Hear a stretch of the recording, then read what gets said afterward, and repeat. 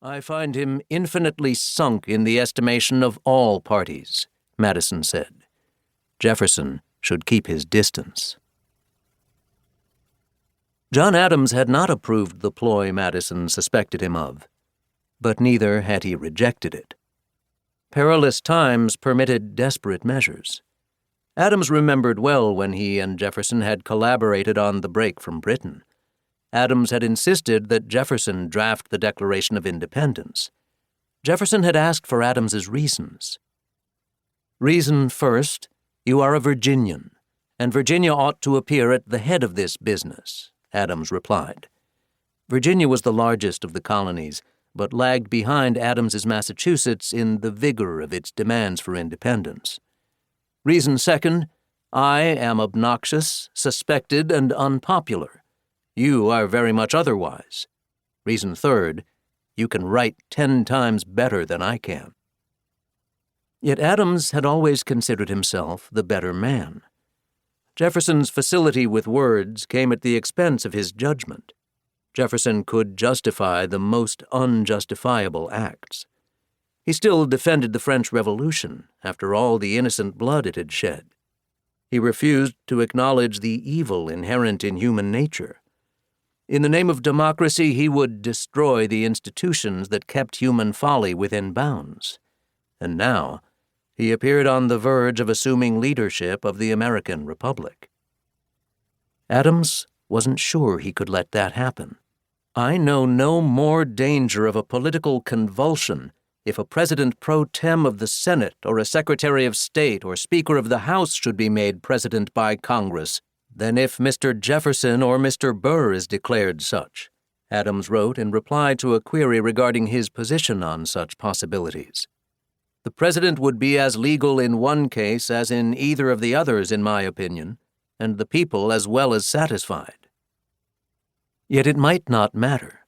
There would have to be another election eventually, and Jefferson would win. "We shall be tossed at any rate in the tempestuous sea of liberty for years to come, and where the bark can land but in a political convulsion I cannot see."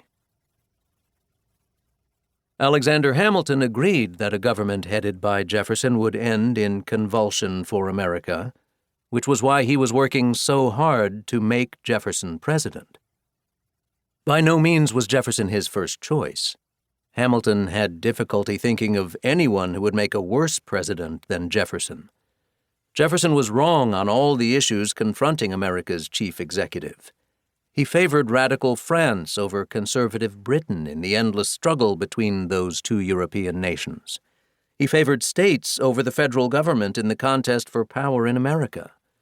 He favored farmers over merchants, debtors over creditors, the countryside over cities, the masses over their betters.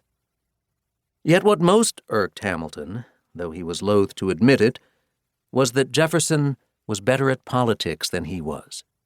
Jefferson posed as the philosopher of Monticello, musing atop his mountain, but in reality he was as cunning and ruthless as anyone in American public life.